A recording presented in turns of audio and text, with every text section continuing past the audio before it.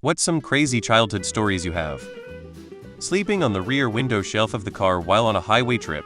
For no particular reason, I woke up and got down just before we crashed. A couple of friends of mine hung out a few times with the cool teacher and drank beer and watched pornos with him.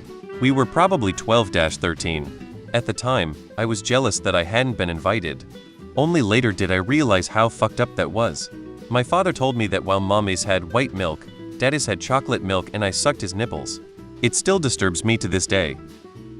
One crazy childhood story I have is when I tried to make my own potion using random kitchen ingredients.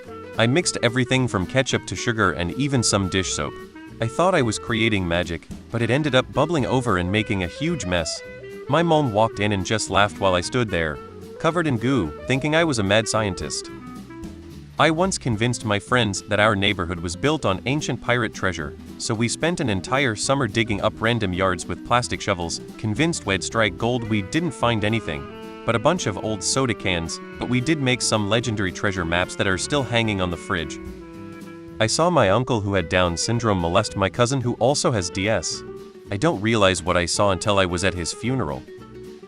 When I was 8, my parents volunteered to help with a youth group trip. The teenagers had built a bonfire and thought vertically placing a 7-ish foot tall 40-pound piece of wood and propping it up with other pieces would be cool. Eventually, the prop pieces burned, and the still burning log fell directly on me. My back had been to the fire as I was talking to someone. I remember the wind being knocked out of me, immense pressure, and the smell of singed clothing. Seconds later, I felt the weight being quickly lifted. When I rolled over, I saw my mom standing above me, glaring at the horizon. She had seen what had happened. While everyone froze, including my father, she had thrown the log off me Scottish caber style, and was watching to ensure she had thrown the log far enough for her liking. When I looked up at her, I swore that she was glowing like a superhero. My mom is only 5'2" and weighed maybe 140 pounds then, so people were very impressed. My mom and I don't have the perfect relationship, but I think of the story occasionally and get teary. It was when I was really small and I wanted to look like my favorite Disney princess, Snow White. So I took a pair of scissors and cut my hair short. My mom thought it was a cat or some hairy pet that shit on the floor. Safe to say, she wasn't very happy when she realized it was me. I was around 10 years old and lived in Bothell, Washington. In May, at around 9:30 a.m., I was eating a bowl of Cheerios when there was a loud boom. I could feel the boom in my arms resting on the counter, in my feet on the floor, and in my chest. My mom and I looked outside, but didn't see anything. Turns out empty. St. Helens had erupted, and I both heard the eruption and felt it. The volcano was located 200 miles away.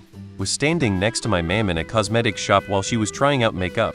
A man walks in, takes a razor off the display, opens it, and slits his wrists about 15 ft away.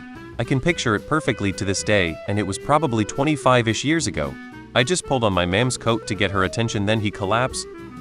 My cousins would shut me in the meat locker with fresh deer carcasses when they would come back from hunting.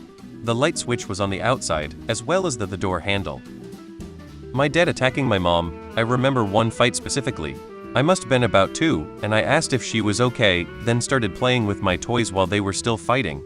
It also occurred to me, much later in life, how desensitized I must have been to just continue playing. The girl I was sitting next to looked over at me and said, "What do you think the teacher would do if I just drank that hand sanitizer?" A couple of people that were friends of our family murdered another friend of our family. I was like 12 at the time. I was invited to go out with them that night, but I didn't because I stayed home to play Pokémon Blue. I didn't know what they were doing, but it wasn't going to be as fun as Pokémon. They also invited other people with them who didn't know what they are gonna do, and none of the people turned them in. They ended up getting caught when they tried to get my brother to help them bury the body. When my family saw that a body was found, we thought it was my brother because he was out of contact for a few days. It ended up being that he was helping the police. The people who witnessed it and didn't say anything got pretty light punishments for turning state's witness. I know that the 2 killers were originally sentenced to life in prison. One of the 2 came from a wealthy family who could afford to pay for a really good lawyer. The lawyer argued that Asperger's made it where the client was not able to understand the consequences. I know that it got him another trial, but I didn't keep up with it. Going up to a loose dog that was as tall as me and trying to pet it even though it growled at me. We were getting a new washing machine and I opened the car door while Dad was driving. He yelled at me. When I was 4 or 5, we visited my mother's cousin. I was unattended and, forcing a door open, fell down a flight of concrete stairs. I believe I lost consciousness, because I used to have a memory of opening my eyes later when everybody was around me, down in the cellar. No known consequences, but who knows? I'm 53 now. When I was around 10, my father's youngest sister stuffed her husband in a freezer. It was not working, and this was deep South Alabama, so it wasn't working. He has turned to goo, and her footprints were in the goo. When I was about 9-10, an older friend showed me how to start paper on fire using a magnifying glass and the sunlight. So being a good guy, I wanted to show some other kids. There was a vacant lot down the street. It was a hot summer Bay Area day. We gathered up some newspaper and I showed them. I ended up starting a 3-alarm fire. We got away clean. No cameras anywhere in the late 70s. I never told my folks until I was over 30. Had great friends. No one ratted. Luckily only grass burned, but there were a bunch of houses adjacent to the lot, which is why the whole FD and police force showed. We were questioned multiple times, but somehow everyone held water. Back then, parents could beat you senseless without fear, so we all knew better. Not to mention there wasn't much worse than being a snitch. Others would kick your ass if you told on their enemies. Much different now, and not in a good way.